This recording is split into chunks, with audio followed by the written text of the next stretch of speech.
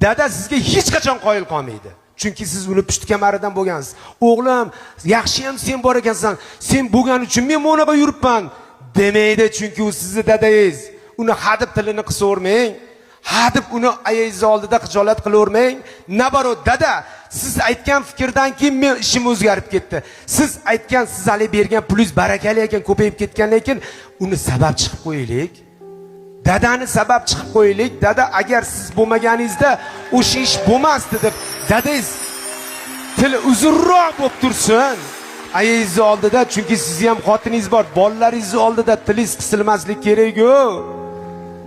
U dada bugun bor, ertaga yo'q, ertaga siz fil olib bersangiz ham qaytib kelmas ekan. Dadamizni hech qachon tili qisilib, gapi bo'linib qolishini xohlamaymiz. Dadamiz gerdayib yursin. Chunki biz dadamizga nima? O'sha mashinangizni olib bergandan keyin kechasi 2 da kelsangiz ham indamasinmi?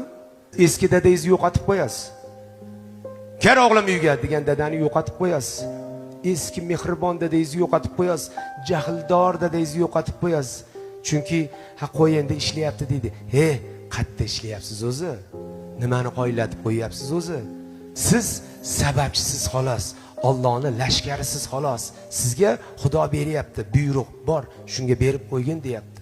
Siz sababchi bo'lib olib kelib dadani bir achishga qo'yamang. Dadangizni xohlagan ishimni qilsam dadamga bitta mashina olib berib, eski dadangizni yo'qotib qo'yasiz.